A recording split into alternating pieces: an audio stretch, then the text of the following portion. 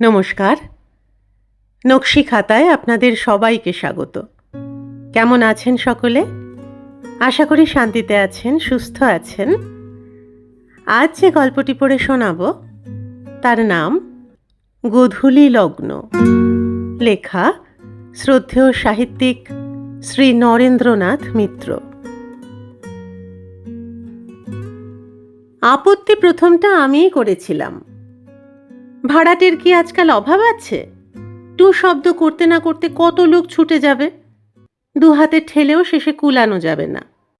তবে কুটুম্ব স্বজনকে ভাড়াটে না নেওয়াই ভালো। একসঙ্গে কাছাকাছি থাকলে ছাইটুকু নিয়ে মাটিটুকু নিয়েও কত সময় কত কেলেঙ্কারি বাঁধে। মাঝখান থেকে কুটুম্বিতাটুকু আর থাকে না।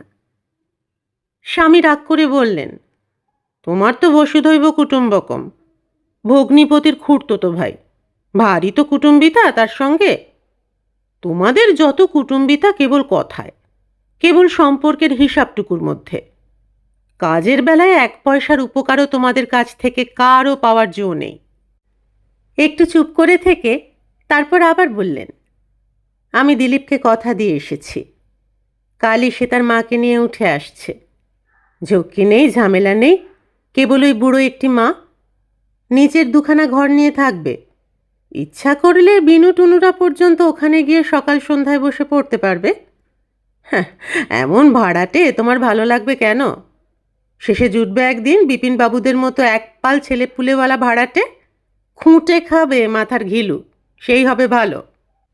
ঘাটের আশীর্বাদে ছেলেপুলে আমারও 5টি আছে, কিন্তু পছন্দ করবার বেলায় নিঃসন্তান কিংবা হীন সন্তান ভাড়াটেই আমরা খুঁজি। বেশি ছেলে মেয়েওয়ালা ভাড়াটের ভারী ঝামেলা। যাদববাবু আর বিপিনবাবুদের বেলায় খুব শিক্ষা হয়ে গেছে। তবু বললুম, কিন্তু দিলীপ তো শুনেছি কোন এক বাজে খবরের কাগজের অফিসে চাকরি করে, মাসে মাসে 20 টাকা করে ভাড়া, পারবে তো দিতে? এই নিয়ে শেষে যে আত্মীয় স্বজনের সঙ্গে কথান্তর মতান্তর, তা কিন্তু আমার পছন্দ হয় না বাপু। স্বামী বললেন, চুপ চুপ, 20 টাকার কথা মুখেও এনো না, 25 এর আগে 30 টাকাই ছিল, কেবল তোমার কুটুম্ব স্বজন বলেই 25 নেবেছি, বুঝলে? বলে স্বামী অর্থপূর্ণভাবে হাসলেন। বললুম, 25 কেন, 50 টাকা ভাড়া করলেই তোমাকে বাধা দেয় কে? কিন্তু মিথ্যা কথার দরকার কি? স্বামী রুষ্ট হয়ে আমার মুখের দিকে তাকালেন। বাধা আর কেউ না দিক, তুমি তো দেবেই। কুটুম্বের নাম শুনেই এত কথা? আরও তো দিন পড়েই আছে। বাড়ি তো আমার নিজের নয়, লিজ নেওয়া। মাসে মাসে বাড়িওয়ালাকে 40টি করে টাকা দিতে হয় গুনে। তা না হয় দিলুম, তোমার কুটুম্ব তো, এসে সস্তা ভাড়ায় থাক, আমরা না হয় একবেলা না খেয়েই থাকবো। এসব কথার জবাব দিতে গেলে ঝগড়া বাঁধবে, তার চেয়ে রান্নার দিকে মন দিলুম। কড়াতে তরকারিটা আরেকটু হলেই প্রায় ধরে যাচ্ছিল। পরদিন ভোরবেলায় দিলীপ আর তার মা এসে পৌঁছলেন। এর আগেও জামাইবাবুর সঙ্গে 2-4 বার এসেছে দিলীপ আমাদের বাসায়, কিন্তু তিনি দিল্লিতে বদলি হবার পর এই 4-5 বছরের মধ্যে আরে মুখ হননি। বছরের চেহারা যে তেমন কিছু বদলেছে তা নয়, কেবল গাল দুটো আরও ভেঙেছে। কপালে কয়েকটা রেখা বেশ স্পষ্ট দেখা যায়। দিলীপের মার সঙ্গে এর আগে আলাপ ছিল না।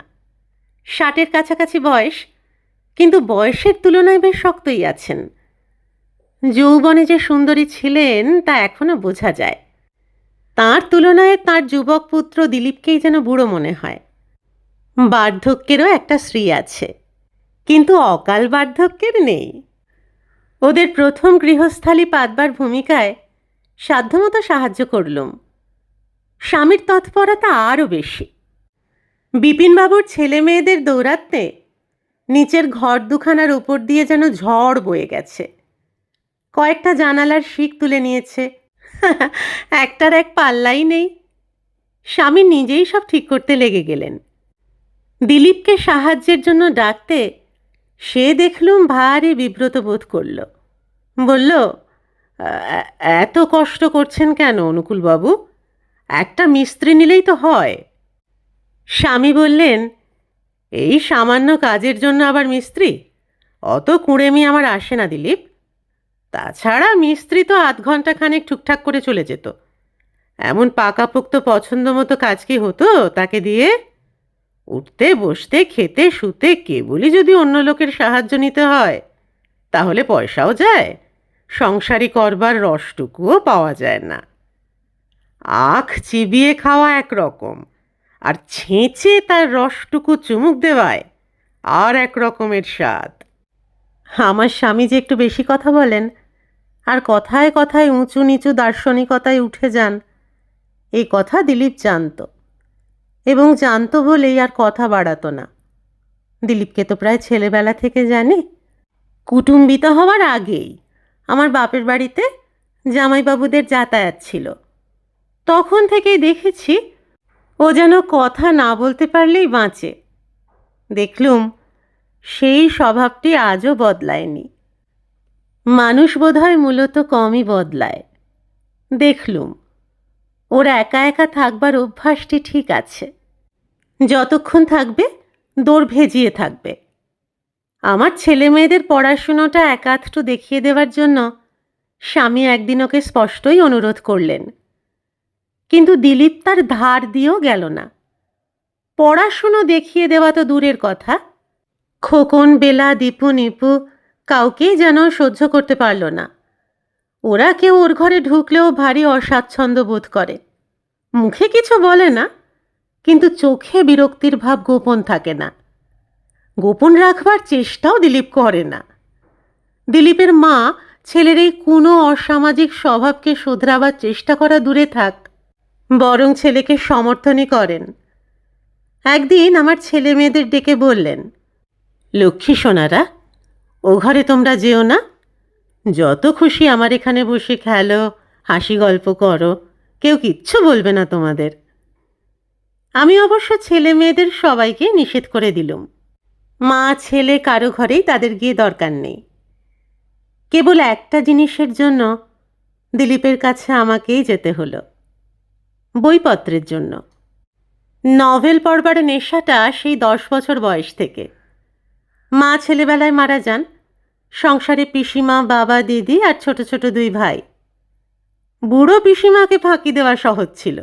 লেখাপড়া জানতেন না, চোখেও দেখতে পেতেন না ভালো করে। তিনি মাঝে মাঝে জিজ্ঞেস করতেন, "আরে টুকু, ও কি পড়ছিস? বাজে বইটই নয় তো?" "না পিসিমা, মহাভারত।" "ও কোন দেশি মহাভারত রে, অত ছোট?" "ছোটদের মহাভারত যে পিসিমা।" কিন্তু বাবার চোখে ধরা পড়ে গেলাম। সেনাপতির গুপ্ত কথাখানা তিনি একদিন হাত থেকে ছিনিয়ে নিয়ে গেলেন। সাবধান করে দিলেন, এসব বইতে ফের হাত দিলে হাত শুদ্ধ তিনি কেটে ফেলবেন। কিন্তু পরদিন কি ভেবে নিজেই হাতে করে নিয়ে এলেন সেই বই। "নাও পড়ো, কিন্তু স্কুলের পড়া তৈরি করে তারপর পড়বে, আর লুকিয়ে পড়তে পারবে না।" কিন্তু ওসব বই লুকিয়ে পড়ার যে আনন্দ, দেখিয়ে পড়াই কি ততখানি? কিন্তু তারপর থেকে আর বাধা রইল না। বাবা নিজেই সব বই জোগাতে লাগলেন।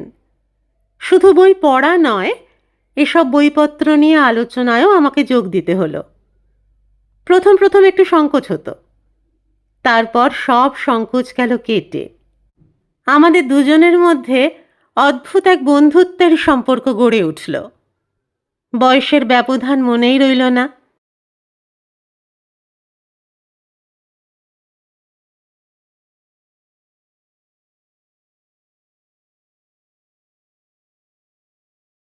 আবার লিখেও যে তিনি কোনো নাম করতে পারেননি, তার দুর্লভ 2-1 পাঠক বন্ধুর মতে, তা ওই ওকালতির চিন্তায়। চিন্তা করতেন তিনি পসারের, কিন্তু চেষ্টা করতেন লেখার। শেষ বয়সে নিজের সঙ্গে মোটামুটি একটা বোঝাপড়া করে নিয়েছিলেন। ছাত্রদের জন্য ওকালতির নোট লিখতেন। লেখাপড়া সম্বন্ধে আমার স্বামীর মতামত ভারী মৌলিক। মানুষ কি করে যে দিনরাত ঘাড় গুঁজে অমন অক্ষরের পর অক্ষর সাজিয়ে যেতে পারে, তা তিনি ভেবে পান না। তাঁর মতে লেখা জিনিসটা নিতান্তই মেয়েলি, ওটা মেয়েদের জন্যই। মালা গাঁথা, আলপনা আঁকার মতো এ কাজটাও যদি পুরুষে মেয়েদের কোমল হাতে সম্পূর্ণ ছেড়ে দিত, তাহলে সাহিত্য সরস হতো, পৃথিবীতে পৌরুষের পরিমাণও যেত বেড়ে। পুরুষ কেন অমন করে অক্ষর সাজাতে যাবে? তারা কাজ করুক, হইচই করুক, সমস্ত ইন্দ্রিয় দিয়ে উপভোগ করুক জীবনকে। আর লিখতে হয় ঘরের কোনায় বসে বসে মেয়েরা লিখুক তার কাহিনী। প্রথম প্রথম আমার পড়াশুনোটাও তিনি তেমন পছন্দ করতেন না, কিন্তু কিছুদিন পরে তারও কড়াকড়ি অনেকখানি শিথিল হলো। এমনকি আমি যে পাড়ার লাইব্রেরির সবচেয়ে অনুরক্ত পাঠিকা, এ নিয়ে বন্ধুবান্ধবের কাছে তিনি গব্বও করতে লাগলেন। অলংকার যা মেয়েদের গায়ে থাকে, কিন্তু তার অহংকার সবখানি পুরুষদের নিজস্ব। দিলীপের হাতে মাঝে মাঝে বই দেখে লুব্ধ হই, কিন্তু না চাইলে ওর কাছে পাওয়ার জো নেই। সেদিন দুপুরে খাওয়া দাওয়ার পরও দেখলুম উনুনে আঁচ আছে। ছোট মেয়েটিকে ঘুম পাড়িয়ে কী ভেবে এক কাপ চা তৈরি করলুম। তারপর ওর দরজায় গিয়ে টোকা দিলুম আস্তে আস্তে। দিলীপ উঠল না, ভিতর থেকেই বলল, এসো, দোর খোলাই আছে। দিলীপ শুয়ে শুয়ে কি একটা বই পড়ছিল। আমাকে দেখে অপ্রস্তুত হয়ে উঠে বসল। বলল, আপনি? আমি ভেবেছিলাম অফিসের ভবতোষ বুঝি। আসুন। এ কি, চা কার জন্য? বললুম, আবার কার জন্য? রোজ দেখি দুপুরের সময় দোকানে গিয়ে চা খেয়ে আসছো। ভাবলুম খেয়ে দেখি অসময় কেমন লাগে চা খেতে। হেসে দিলীপের সামনে চায়ের কাপটা নামিয়ে রাখলুম। দিলীপ বলল, শেষ পর্যন্ত খেয়ে দেখতে আর সাহস পেলেন না? খেতে দেখতেই এলেন, কিন্তু এ সময় পুরো এক কাপ তো আমার জোটে না, হাফ কাপ বরাদ্দ, আপনি নিন অর্ধেক। বললুম, খেয়ে পেছ? শেষে আমারও হাফ কাপের নেশা ধরে যাক আর কি। বইটই কি আছে একটা দাও। এমন অভ্যাস যে কিছু একটা না নিয়ে শুলে ঘুম আসে না। তুমি তো না চাইলে আর কিছু দেবে না। ও কি, চাটা নিলে না? জুড়িয়ে যাবে যে। দিলীপ আবার বলল, আপনিও নিন না খানিকটা। বললুম, না না, তুমি নাও, অনেকক্ষণ করা হয়েছে, জুড়িয়ে ফেলে লাভ নেই। দিলীপ বলল, তা ঠিক, জিনিসটা এমনই, খেলেও ফুরোয়, না খেলেও যায় জুড়িয়ে। এ কথার পর আমি হঠাৎ জিজ্ঞেস করলুম, কিন্তু বিয়ে থা করছো না কেন? বয়স তো হলো। দিলীপ বলল, আপনার মন ভারী নরম, অপ্রিয় সত্য কথা বলতে পারেন না। অন্য কেউ হলে বলতো, বয়স তো গেল। কিন্তু আমার কথার জবাব দিলে না। দেওয়া একটু শক্ত, তার চেয়ে আপনাকে একখানা ঘুম পাড়ানো বই খুঁজে দেওয়া অনেক সহজ, তাই দিচ্ছি। ঘরের দেয়ালগুলিতে বিপিনবাবুর ছেলেমেয়েরা নিজেদের বসবাসের ইতিহাস লিখে গেছে। কেউ নামতা লিখেছে লাল নীল পেন্সিলে, কেউ এঁকেছে ঘোড়া আর টিয়া পাখি। সেদিকে তাকিয়ে বললুম, ইস, ঘরটার কি দশা করে গেছে দেখো। ওকে বলবো কালই একটা রাজমিস্ত্রি ডেকে আনতে, চুনকাম করিয়ে নেবে। দিলীপ দেওয়ালের দিকে চেয়ে একটু হাসল। থাক না, কটি ছেলেমেয়ের কটা দিনের দৌরাত্মের ইতিহাস। হেসে বললুম, যাক, বিপিনবাবুর ছেলে মেয়েদের ভাগ্য ভালো যে দৌরাত্মের বদলে দৌরাত্মের ইতিহাসটুকুই তারা কেবল রেখে গেছে। কিন্তু খোঁচা দিয়ে নিজেরই ভালো লাগলো না। এতে যেন নিজের কাঙালপনায় প্রকাশ পেল। আমার ছেলে মেয়েদের ওর যদি ভালো নাই লাগে, কি এমন এসে গেল আমার? এসে কিছু যায় না, তবুও যখন ওদের অবজ্ঞা করে আমার সহ্য হয় না। তাতে যে আমি তুচ্ছ হয়ে যাই। ওর ভাব দেখে মনে হয় যেন ছেলে মেয়েদের ভালো না বাসাই ভালো, যেন সেও একটা ক্ষমতা। পুরুষদের স্বভাবই তাই, নিজেদের ত্রুটি নিয়ে তারা লজ্জিত হয় না, তাই নিয়ে তারা গর্ব করে, আর আমরা তাতেই ভুলি। দিলীপ যে আমার ছেলে মেয়েদের পছন্দ করে না, এ কথাও বেশি দিন মনে রাখতে পারলুম না। ওর তখন অফিসের নাইট ডিউটি, দুপুরটা ঘরেই কাটায়। সেদিন গিয়ে দেখলুম এক রাশ ইংরেজি বই জড়ো করে তার থেকে কী সব নোট নিচ্ছে। জিজ্ঞেস করলুম, কি হবে? সমাজতত্ত্ব সম্বন্ধে একটা প্রবন্ধের চেষ্টা করছি। বললুম, তোমার মতো অসামাজিক জীবের পক্ষে বিষয়টা চমৎকার। দিলীপ বলল, আপনি বা এমন কি সামাজিক? চা এনেছেন? লোভ লেগেছে বুঝি? জিভের আভিজাত্য বেড়ে গেছে। দোকানের চা আর তার পছন্দ হয় না।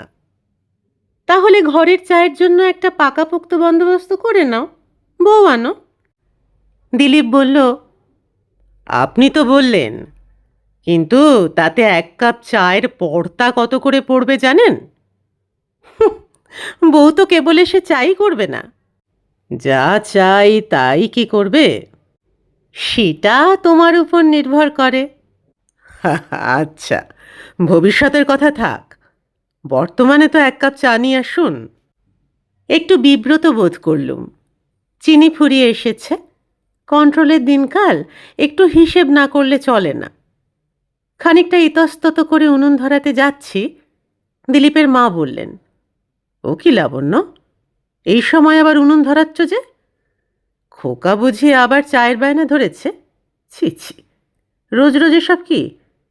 আমি পয়সা দিচ্ছি, চা নিয়ে আসুক দোকান থেকে। এমন অবুঝ আবদার তোর ছিল না। তুমি দেখো গিয়ে, তোমার মেয়ে বুঝি কাঁচা ঘুম থেকে উঠেছে। মেয়েকে কোলে নিয়েই উনান ধরাতে বসলুম। দিলীপের মাকে বললুম, অত সংকোচ করছেন কেন মাসিমা? এক কাপ চাই তো। তাছাড়া আমার মাথাটা যেন ধরেছে, দেখি এক কাপ খেয়ে ছাড়ে নাকি। বিনু কোলের মধ্যে ফের ঘুমিয়ে পড়েছিল, তাকে বিছানায় শুইয়ে দিয়ে আবার গেলুম। আমার হাতে 2 কাপ চা দেখে দিলীপ বলল, ভারী খুশি হলুম, চা পেয়ে নয়, আপনাকে খাওয়াতে পেরে। তুমি আর খাওয়ালে কই, এ তো নিজের খরচায় নিজের হাতে তৈরি। মনে হলো খরচের কথাটা না তুললেই ভালো হতো। দিলীপ যেন কি ভাবল। দিলীপ বলল, তা হোক, প্রেরণাটা তো পরের। তারপর আলোচনাটা নানা দিকে ছড়িয়ে গেল। এমন অসাংসারিক বেহিসেবি কথাবার্তায় অনেক দিন যোগ দিতে পারিনি। কেবল হিসেব, কেবল খুঁটিনাটি, ছেলে মেয়ে, ঘরকন্যার গৃহস্থালি। একটু ফাঁক নেই, একটু দম নেওয়ার অবকাশ নেই। দিলীপের সঙ্গে গল্প করতে করতে ভুলেই গেলুম যে ও আমার ছেলে মেয়েদের ভালোবাসে না। ভুলে গেলুম যে স্বামী, ঘরকন্যা, ছেলে মেয়ে নিয়েই আমার সমস্ত অস্তিত্ব। এই মুহূর্তে আমি যেন সম্পূর্ণ আলাদা। এখানে আমার যেন স্বতন্ত্র ভূমিকা। দিলীপের মা কখন এসে দাঁড়িয়েছেন, বললেন, লাবণ্য, কলে তো জল এসে গেছে, কাজটা সেরে নাও। তোমার শেষ হলে আমি বাসন টাসনগুলি ধুয়ে নেব। স্কুল থেকে ছেলেমেয়েরা ফিরে এলো, অফিস থেকে স্বামীও ফিরলেন। শুরু হলো বৈকালিক জল খাওয়ার পর্ব। স্বামী বললেন, তোমাকে যে ভারী খুশি খুশি দেখাচ্ছে, ব্যাপার কি? বললুম, ব্যাপার আর কি, কাল তুমি চশমার গ্লাস বদলেছ কি না, তাই সব জিনিসই নতুন নতুন লাগছে। কেবল আমি গ্লাস বদলেছি না তুমিও? বাধা দিয়ে বললাম, চুপ করো, খোকন রয়েছে না ওখানে, বুড়ো বয়সে অত রঙ্গরস ভালো নয়। স্বামী বললেন, বুড়ো তো আমি হয়েছি, তুমি তো আর হওনি। বললুম, আহা হা, 36 বছর বয়স হতে চলল, 5টি ছেলেমেয়ের মা হলুম, বুড়ো হব কেন? বরং বুড়ো হওনি তুমি, ইচ্ছা করলে এখনো নতুন একটি বউ আনতে পারো। কথাটা বলে নিজেরই যেন কেমন লাগলো। উনি যদি সত্যি আরেকবার বিয়ে করে আনেন, আমি কি সহ্য করতে পারবো? সহ্য করা না করার কথা পরে, ওর পাশে অন্য একটি মেয়েকে মানাবে কি? হাস্যকর দেখাবে না? আর ওকে ছাড়া আমার পাশে অন্য কোনো পুরুষকে কেমন দেখায়? ছি ছি, ভাবতেও গা ঘিন ঘিন করে। মানায় কাউকে ওর মতো? কাউকেই না। অথচ প্রথম প্রথম বাবার মতো আমারও মনে হয়েছিল স্বামীর সঙ্গে আমাকে ঠিক মানায়নি, না চেহারায় না স্বভাবে। তিনি যেন ভিন্ন রুচি, ভিন্ন জাতের মানুষ। সর্বদা একটা হইচই তাঁর চাই। কোনো না কোনো আতিশয্যের ভিতর ছাড়া নিজেকে যেন তিনি টের পান না। ঘর ভরা চাই বাহুল্য আসবাবে, সাজসজ্জা চাই জমকালো আর চড়া রঙের। যেমন কড়া রাগ তেমনি প্রচণ্ড অনুরাগ। ভেবেছিলুম কি করে মিলব ওর সঙ্গে। স্বভাবের এতখানি ভিন্নতা ভুলব কি করে? কিন্তু মিলে তো গেলুম। অন্য কারোর সঙ্গে যে এমন করে মিলতে পারতুম সেটাই অসম্ভব ঠেকল। মনে হলো এই তো ভালো। স্বামীও যদি আমার মতো শান্তশিষ্ট সাধাসিধে ধরনের হতেন, তাই বরং আমি সহ্য করতে পারতাম না। চোখের সামনে নিজের পুনরাবৃত্তিটুকুই দেখতে পেতাম। তার চেয়ে এই বৈপরীত্য অনেক ভালো। আমার মধ্যে যা নেই ওর মধ্যে তা রয়েছে। আমার মধ্যে যা পাইনি ওর মধ্যে তা পাব। কিন্তু স্বামী এই বৈপরীত্য ভালোবাসেন না। রুচিতে প্রকৃতিতে স্ত্রীকে একেবারে নিজের মতো না করে নিতে পারলে ওর স্বস্তি নেই। সব দিক থেকে একেবারে সম্পূর্ণ মিলে যেতে হবে। দুজনের পছন্দ এক না হলে সংসারে ছন্দ থাকবে না। ক্রমে তাই হলো। দেখলুম স্বাতন্ত্র্য বজায় রাখার চেয়ে স্বাতন্ত্র্য লোপ হতে দেওয়া অনেক সহজ। ঘষায় ঘষায় নিজের স্বভাবের কোনাচেগুলি কখন ক্ষয়ে আসে টেরও পাওয়া যায় না। তাছাড়া সাজসজ্জা রুচিরূপ নিয়ে সংসারের মতভেদের অবকাশ কতদিনই বা থাকে? অভাবে অনটনে প্রয়োজনের চাপে দুজনের না মিলে উপায় থাকে না। আদর্শ সব এক হয়ে যায়, না হলে বাঁচা যায় না। ছোট্ট সংসারে দুজনের আলাদা আলাদা দাঁড়াবার জায়গা কই? টিকে থাকতে হলে পরস্পরের সঙ্গে সম্পূর্ণ মিলে যাওয়ার সাধনা করতে হবে। ভেবেছিলাম সে সাধনায় সিদ্ধিলাভ করেছি। দীর্ঘ 21 বছরের যৌথ জীবনে আর কোনো ফাঁক নেই, আর কোনো ভয় নেই, আশঙ্কার কোনো কারণ নেই আর। সেদিন আলোচনাটা প্রথমটা আরম্ভ হয়েছিল খবরের কাগজ নিয়ে। বলেছিলাম, আচ্ছা, এত খবর তোমরা পাও কোত্থেকে? নিজেদের জীবনে তো কোনো খবর দেখিনে, ঘটনা দেখিনে। দিনের পর দিন, রাতের পর রাত সবই তো দেখি খবরহীনভাবেই কাটে। দিলীপ বলল, তা ঠিক নয়, খবর আসলে আমাদের জীবনেও থাকে, দেখবার চোখ কেবল সব সময় থাকে না। আর সেই জন্যই তো জীবন এমন নির্জীব, এত নিস্তরঙ্গ। এ দোষ কেবল আপনার, আমার নয়। একঘেয়েমি অনুভূতিকে এমনি ভোঁতা করে দেয়। আমার তো মনে হয় ঢাক ঢোল পিটিয়ে যুদ্ধের খবর আমরা লিখি বটে, কিন্তু যুদ্ধ যারা করে তাদের কাছে সেটা আর তেমন জোরালো খবর থাকে না। দৈনন্দিন গোলা বারুদের জীবন তাদের কাছে বোধহয় আপনার ওই বাটনা বাটা কুটনো কোটার মতোই ঘটনাহীন হয়ে ওঠে। আসলে বৈচিত্র্যই ঘটনা। সেটা যে সবসময় ঘটে তা নয়, তাকে ঘটাতে হয়।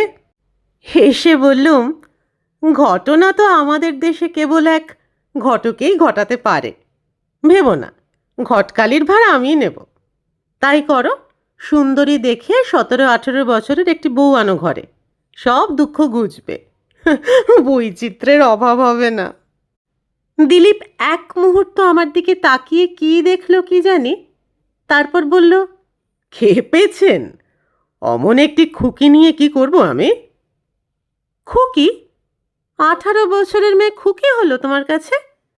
তার জানতে বুঝতে কিছু বাকি থাকে নাকি?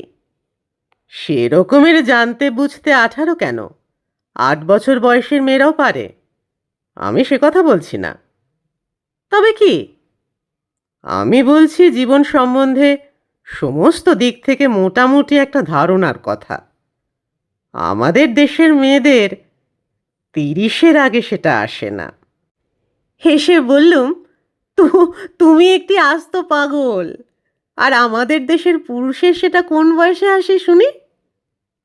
দিলীপও হাসল।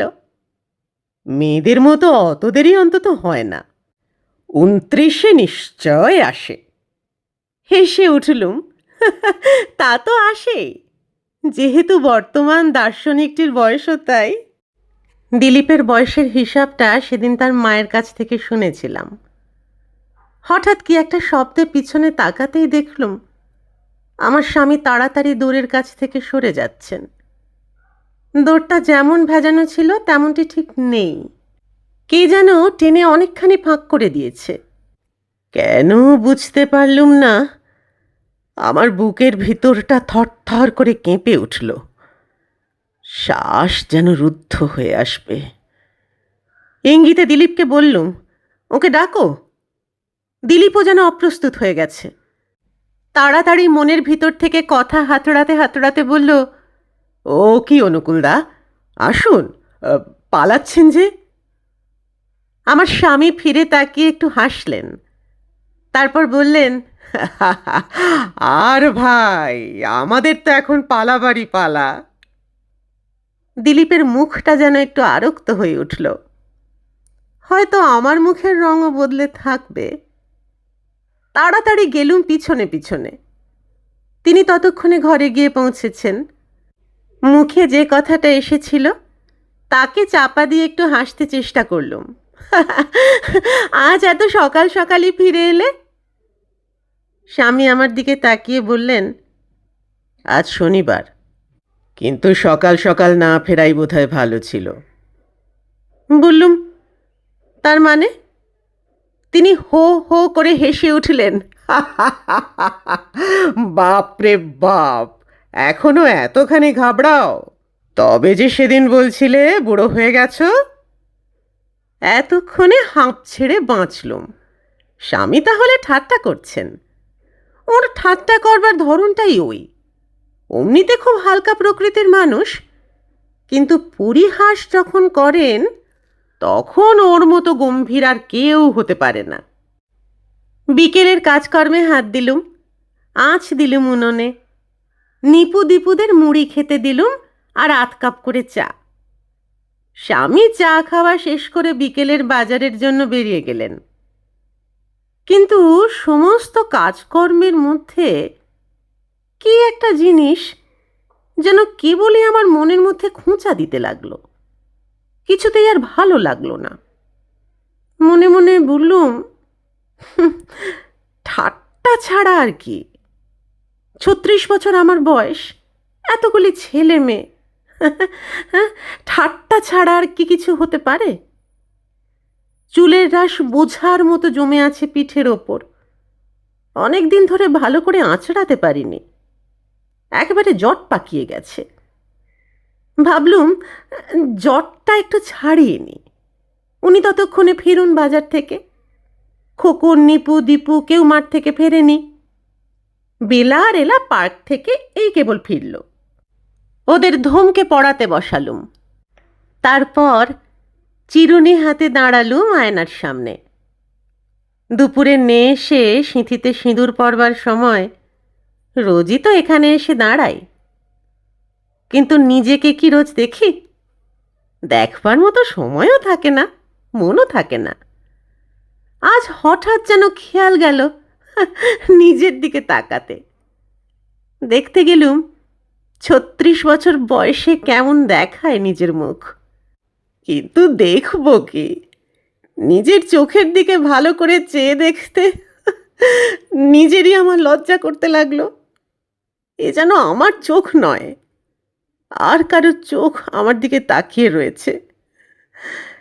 তাড়াতাড়ি সরে এলাম আয়নার কাছ থেকে। জট খোলা আর হলো না।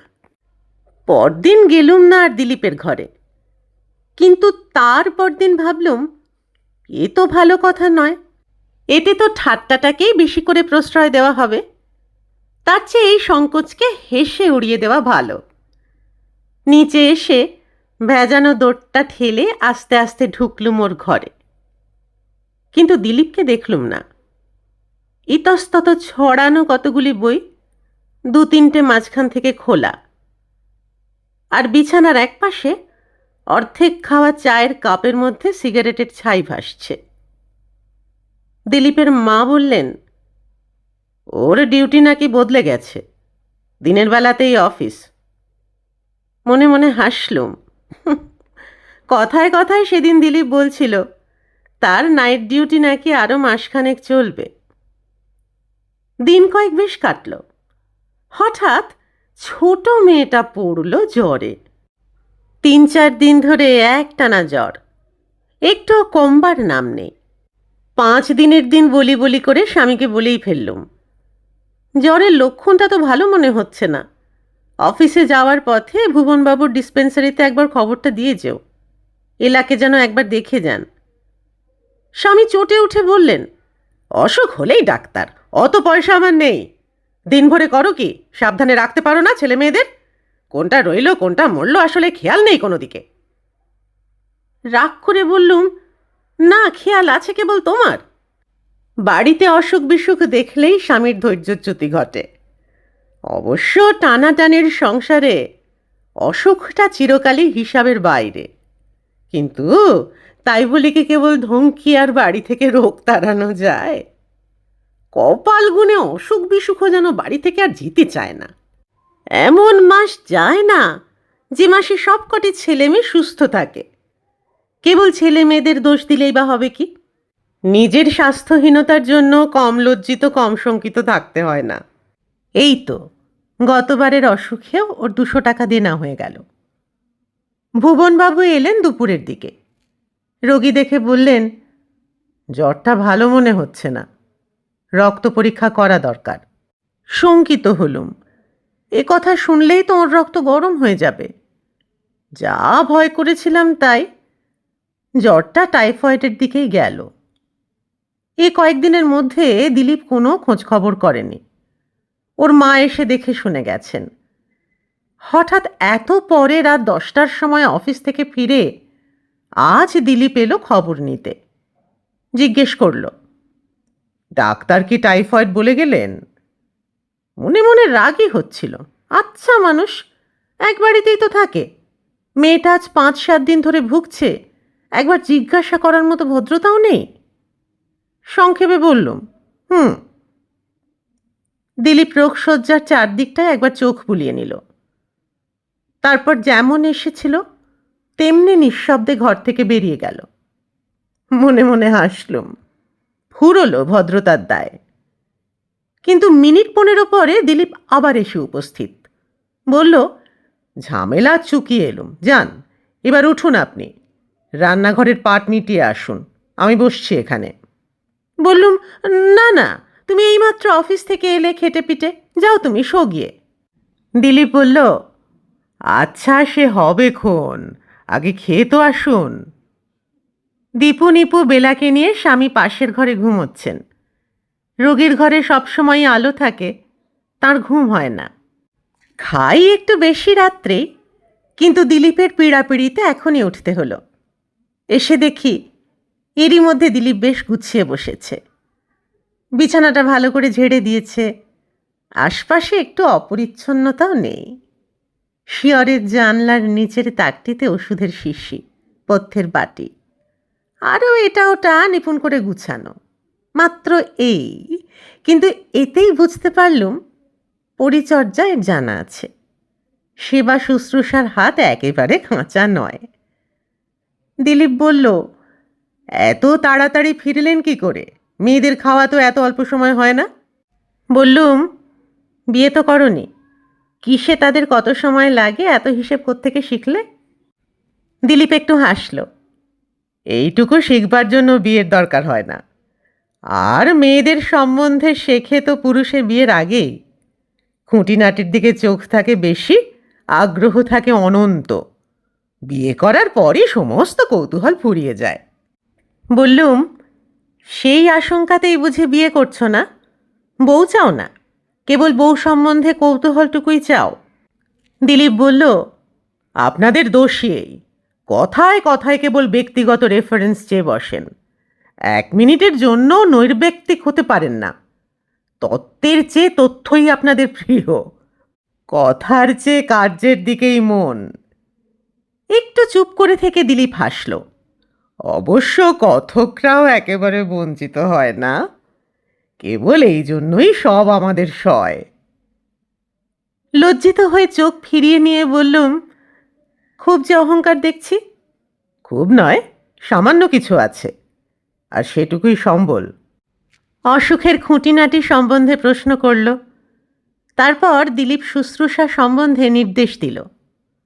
আমার হাত থেকে পাখা নিয়ে এলার মাথার কাছে বসে নিজেই বাতাস করতে লাগলো।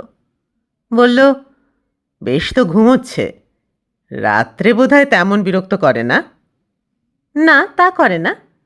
তবে আর কি, আমি আজ থাকি ওর কাছে, আপনি যান, শোন গিয়ে। অবাক হয়ে বললুম, খেপেছ? তুমি রাত জাগবে আর আমি গিয়ে ঘুমাবো? তাছাড়া কি করবেন, দুজনে মিলে জেগে কি লাভ? এতক্ষণ স্বামী ও ঘরে নাক ডাকিয়ে ঘুমাচ্ছিলেন। হঠাৎ উঠে এসে দোরের বাইরে দাঁড়িয়ে বললেন, আমার দিয়াশলাইটা কই? বললুম, বালিশের তলায় আছে। না, সেখানে তো নেই। তাহলে দেখো গিয়ে, তোমার পকেটেই আছে, যাবে কোথায়? স্বামী চলে গেলেন। দিলীপকে বললুম, যাও শো গিয়ে, পাগলামি করো না। দিলীপ বলল, পাগলামি আপনি করছেন, মাঝে মাঝে একটু বিশ্রাম নিতে হয়। শেষে নিজে যদি অসুস্থ হয়ে পড়েন তখন এসব দেখবে কে? পরিহাস করে বললুম, দেখবে তুমি। মেয়ের জ্বর এবং অন্যান্য উপসর্গ বেড়েই চলল। ডাক্তার বললেন, একই ওষুধ চলবে, এসব রোগে তাড়াহুড়ো করে লাভ নেই, কেবল লক্ষ্য করে যেতে হবে, আর পরিচর্যা যেন নিখুঁতভাবে হয়। পরিচর্যার কোনো ত্রুটি অবশ্য হচ্ছে না। দিলীপ অনেক রাত অবধি থাকে, সকালের দিকেও মাঝে মাঝে আসে, বলে, যান, আপনি অন্য কাজকর্ম সারুন গিয়ে। আর তোমার কাজকর্ম, সে কি আমি সারব? দিলীপ হেসে বলে, না, তা সেরে আপনার দরকার নেই। সেদিন দেখি স্বামী অফিস থেকে ফিরে এসে মাথার কাছে বসে বাতাস করতে শুরু করেছেন। হেসে বললুম, হঠাৎ এমন সুমতি হলো যে, দাও পাখা আমার কাছে, বাতাসের চেয়ে পাখার বাড়ি জোর মাথায় বেশি লাগছে। সেবা শুশ্রূষা কোনোদিনই স্বামী করতে পারেন না। সবাই কি সব পারে? তার নিজেরও সেই মত, সেবাটা পুরুষদের পাওয়ার কথা, করার কথা নয়। সাধারণভাবে নিয়মটি আমিও জানি, কিন্তু অসুখ বিসুখের সময় মাঝে মাঝে একটু ব্যতিক্রম দেখতে যেন ইচ্ছা হয়। কিন্তু স্বামী তার ধার দিয়েও যান না, সাধ্যের অতিরিক্ত ফি দিয়ে বড় ডাক্তার আনেন, জোটান দামি ওষুধপত্র, কিন্তু কোনো দিন আমার রোগশয্যার পাশে তাঁকে দেখিনি। সেবা তিনি কারও করতে পারেন না, আর না করতে পারাটাই পৌরুষ। স্বামীর হাত থেকে পাখাটা নিয়ে বললুম, যাও, ছেলে মেয়েদের নিয়ে একটু ঘুরে এসো পার্ক থেকে। অফিস থেকে এই তো খেটে পিটে এলে, এসব তোমায় দেখতে হবে না, এখানে আমি আছি। স্বামী দেওয়ালে টাঙানো হাত ঘড়িটার দিকে একবার তাকালেন, তারপর বললেন, কিন্তু দিলীপ তো রাত 10টার আগে ফিরবে না? নাই বা ফিরল, দিলীপ কি সবসময় সেবায় থাকে নাকি? স্বামী আমার দিকে এক মুহূর্ত তাকিয়ে রইলেন, তারপর বললেন, সব সময় থাকতে পারলেই ভালো হতো। কথার ভঙ্গিটা যেন কেমন কেমন। বললুম, তার মানে? স্বামী অদ্ভুত একটু হাসলেন। মানে আর কি, অমন একজন হোল টাইমার নার্স পেলে তোমারও তো সুবিধে। ইঙ্গিতটা স্পষ্টতর, তবু ওদিকে না ঘেঁষে বললুম, কিন্তু তা কি আর সম্ভব? পরের ছেলে যা করেছে তাই ঢের। তা ঠিক, পরের মেয়ের জন্য এতখানি কেউ করে না। যার যেমন স্বভাব, রোগ দেখলে অনেকের আবার আপন পর ভেদ থাকে না। স্বামী হাসলেন, সেও একটা মস্ত রোগ, তার কোনো ওষুধ নেই। স্বামীর দিকে তাকিয়ে বললুম, কিন্তু তোমার রোগেরও কি কোনো ওষুধ আছে ভেবেছ? এতে লোক পাগল পর্যন্ত হতে পারে। স্বামী বললেন, হ্যাঁ, পাগল বলে রটানোই বাকি। তারপর হঠাৎ তিনি ঘর থেকে বেরিয়ে গেলেন। স্তম্ভিত হয়ে রইলুম, এও কি সম্ভব? 36 বছর আমার বয়স, এতগুলি ছেলেমেয়ের মা। ওর বয়সও তো 40 পেরিয়ে গেল। এই 21 বছর একসঙ্গে পাশাপাশি কাটাবার পরেও এমন কুশ্রী সন্দেহ সত্যিই কি ওর পক্ষে সম্ভব, না সমীচীন? আর এটা আমি বা কি করে সহ্য করি? আমার কি যথেষ্ট বয়স হয়নি? সমাজ সংসার সম্বন্ধে যথেষ্ট ধারণা হয়নি যে আমি অন্যায় অশোভন কিছু করে বসব? আমার উপর এইটুকু তিনি নির্ভর করতে পারেন না? এখনো চোখে চোখে রাখতে চান, পাহারা দিতে চান? হঠাৎ ভারী হাসি পেল। পুরুষ মানুষের ছেলে মানুষই বুঝি কোনো বয়সেই যায় না। আমার দীপুর বয়স 5, নিপুর বয়স 3। 2 হাতে গলা জড়িয়ে ধরে আদর করছিল। আমার মা না? হেসে বললুম, না, সৎ মা। আদর দেখে দীপু একটু দূরেই খেলছিল। নিপুকে আমার কোলে দেখে খেলা ফেলে তাড়াতাড়ি ছুটে এলো। তাকে কোল থেকে নাবাবার চেষ্টা করতে করতে বলল, আমার মা, তোর নয়।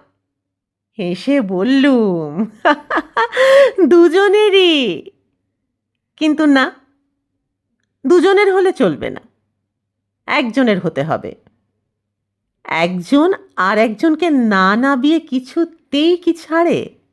ভেবেছিলাম দিলীপ যখন আজ এলাকে সেবা করতে আসবে, ওকে প্রকারান্তরে নিষেধ করে দেব। কিন্তু খানিক বাদে দেখে দিলীপের মা এলেন। বললেন, যাও মা, তুমি রান্নাবান্না দেখো গিয়ে, আমি আছি এখানে। দিলীপের মা অন্যান্য দিনেও এক এক সময় এসে বসেন, কিন্তু রাত্রে বড় একটা আসেন না। তাঁর ভঙ্গি দেখে মনে হলো কিছু ঘটেছে। দেখলুম আমার অনুমান ঠিক। দিলীপ আজ এলো না। তার মা খানিকক্ষণ থেকে গেলেন। এক ফাঁকে আমার স্বামী এলেন ঘরে। এ কথা ও কথার পর হঠাৎ বললেন, বারে বারে দোরের দিকে তাকাচ্ছ যে, মনটা খুব খালি খালি লাগছে? তার দিকে তাকিয়ে এক মুহূর্ত চুপ করে থেকে বললুম, তাহলে তুমিই ওর মাকে বলে বারণ করে দিয়েছ? স্বামী বললেন, যদি অন্যায় করে থাকি তো বলো, হাতে পায়ে ধরে সেধে ডেকে নিয়ে আসি। বললুম, আমাকে অপদস্থ করে তোমার মান বাড়ল? স্বামী বললেন, এতে তোমাকে অপদস্থর কি হলো? বললুম, সে কথা বুঝবার বুদ্ধি নেই। কিন্তু আশ্চর্য, ঘণ্টাখানেক বাদে রাত 11টার সময় দিলীপ আজও এসে আবার এলার বিছানার পাশে বসল। যেন কিছুই হয়নি, ইঙ্গিতই পায়নি সে। অন্য দিনের মতো স্বাভাবিকভাবে নিজের কাজ করে যেতে লাগলো। পুরুষেরা সকলেই কম বেশি এক একটি গোঁয়ার। তাদের গোঁয়ার তুমির ধরনটুকু কেবল আলাদা। স্বামী আমাকে পাশের ঘরে ডেকে নিয়ে এলো। ওর তো মান অপমান জ্ঞান নেই, কিন্তু তুমি ওখানে যেতে পারবে না। বললুম, এই কি পাগলামির সময়? মেয়েটার এখন অসুখ। স্বামী নির্মম ব্যঙ্গে মুখ বিকৃত করে বললেন, মেয়ের চিন্তায় তো তুমি মরে যাচ্ছ একেবারে। ঘরে যে কিসের জন্য যাচ্ছ তা আমার বুঝতে বাকি নেই। কোনো জবাব না দিয়ে ঘর থেকে বেরিয়ে আসছি, হঠাৎ স্বামী শক্ত করে আমার কবজি চেপে ধরলেন। অপমানে এবং শারীরিক যন্ত্রণায় আমার চোখে জল এসে পড়ল। তিনি কঠিন স্বরে বললেন, না, তুমি যেতে পারবে না ওখানে। যে হাত দিয়ে ওকে ছুঁয়েছ, সে হাতে তুমি আমার মেয়েকে ধরতে পারবে না। মেয়ে যে মরে যাচ্ছে, সে কেবল তোমার পাপে, আর অন্য কিছুর জন্য নয়। ছেলেমেয়েরা মেঝেতে বিছানা পেতে সব ঘুমিয়ে রয়েছে। বড় ছেলেটি একবার পাশ ফিরল। ওদের দিকে তাকিয়ে মনে হলো সত্যিই তাই। ওরা আমার কেউ নয়। ওদের কারোর সঙ্গে কোনো সম্পর্ক আমার আর নেই। বললুম, তুমি তাহলে কতখানি অনুমান করছো? অনুমান কেন, আমি সচক্ষে দেখেছি। বললুম, কি দেখেছ? বলো তো স্পষ্ট করে। স্বামী যেন একটু ঘাবড়ে গেলেন। বললেন, সব কি আর দেখা যায় না বলা যায়? তাছাড়া শরীরটাই তো সব নয়। আমি তোমার মনও তো দেখতে পাচ্ছি। জীবনেই প্রথম শুনলাম শরীরটাই সব নয়। প্রথম শুনলুম তিনি আমার মন দেখতে পেয়েছেন। একটু চুপ করে থেকে বললুম, তাই যদি দেখতে পেয়ে থাকো তাহলে অমন জোর করেই কি সে মন ফেরাতে পারবে? স্বামী আরো শক্ত করে চেপে ধরলেন আমার হাত, একটা ঝাঁকানি দিয়ে বললেন, হ্যাঁ, জোর করেই ফেরাবো। কিন্তু পর মুহূর্তেই তিনি অত্যন্ত ঘৃণার সঙ্গে আমার হাতটা ঠেলে দিলেন, যেন কোনো অস্পৃশ্যার হাত এতক্ষণ তার মুঠির ভিতরে ছিল। রাগে বিদ্বেষে আমার সমস্ত শরীর যেন মুহূর্তের মধ্যে জ্বলে উঠল। তবু কোনো কথা বললুম না, নিঃশব্দে বেরিয়ে আসছি ঘর থেকে। হঠাৎ স্বামী বললেন, শোনো, আমি এতক্ষণ তোমাকে ঠাট্টা করছিলাম। ঘৃণায় আমার সমস্ত শরীর রিরি করে উঠল। ঠাট্টা? এতখানের পরেও ঠাট্টা? ভীরু, মিথ্যাবাদী, এই তোমার পৌরুষের গৌরব? স্ত্রীকে জোর করে ব্যভিচারিণী বলবার শক্তিও তোমার নেই। তাহলে যে তাকে ছেড়ে দিতে হয়, তাহলে যে তাকে নিয়ে ঘর করবার রাজ্য থাকে না? বেরিয়ে এলাম ঘর থেকে। দিলীপ তখনও থার্মোমিটারে টেম্পারেচার দেখছে। বললুম, শোনো। দিলীপ আমার দিকে ফিরে তাকালো। বললুম, শোনো, আর এতক্ষণ তুমি তো সবই শুনেছ। তোমার কাছে আর লুকাবারও কিছু নেই, লুকানোও কিছু নেই। কি এর বিধান আছে বলতে পারো? কি পথ? দিলীপ আমার দিকে এক মুহূর্ত নিঃশব্দে তাকিয়ে রইল। তারপর বলল, এখান থেকে চলে যাওয়া ছাড়া আর কি পথ আছে? হঠাৎ আমার বুকের মধ্যে তোলপাড় করে উঠল, শ্বাস যেন রুদ্ধ হয়ে আসবে। আস্তে আস্তে বললুম, পাগল, তোমার কি মাথা খারাপ হয়েছে? দিলীপ শান্তভাবে একটু হাসল। মাথা খারাপ হবে কেন? মা আর আমি কালই এখান থেকে চলে যাচ্ছি। এছাড়া আর পথ কি? সব সমান, সব তোমরা সমান ভীরু, সমান মিথ্যেবাদী। তুমি কি এই চলে যাওয়ার কথাই খানিকক্ষণ আগে বলেছিলে? এত সহজেই তোমার মাথা ঠিক হয়ে গেল? কিংবা আমারই ভুল? ঠাট্টা তো তাহলে আমার স্বামী করেননি। দিনের পর দিন, মুহূর্তের পর মুহূর্ত আমার এই ৩৬ বছর বয়সকে নির্মমভাবে দিলীপ শুধু পরিহাস করেছে। আমি টেরও পাইনি। অতি কষ্টে হাসি এলো। বললুম, এই সহজ পথটুকু দেখতে তোমার কি এত সময় লাগলো? দিলীপ বলল, তা লাগলো। সহজ পথ সবসময় কি আর সহজ? কেবল কথা, কেবল কথা। এমন ঘুরানো জড়ানো কথা তো অনেক শুনলুম। এবার সত্যিকারের পথ আমি চাই, সহজ সরল একটানা পথ। তবু ফিরে এলুম ঘরে। তারপর দিন দিলীপ আর তার মা উঠে গেলেন। এলার জ্বর ঠিক আসল টাইফয়েড নয়, প্যারাটাইফয়েড। অল্পেই আরোগ্যের মুখে এলো। স্বামী বললেন, আমার ভুল হয়েছিল। বলতে পারলুম না, ভুল কেবল তোমারই হয়নি। স্বামী বললেন, আমাকে ক্ষমা করো। বলতে পারলুম না, ক্ষমা করবার যোগ্যতা আমার ততখানি নেই। গল্পটি শেষ হলো। কেমন লাগলো জানাবেন। ভালো লাগলে একটি লাইক করে দেবেন, আর চ্যানেলটি সাবস্ক্রাইব করে আমার পাশে থাকবেন। নকশি খাতাকে আপনার নিজের করে নেবেন। সকলে খুব ভালো থাকুন, আনন্দে থাকুন, সুস্থ থাকুন, পরিবারকে নিয়ে শান্তিতে থাকুন। শিগগির দেখা হচ্ছে আরেকটি গল্প নিয়ে। আজ আসি।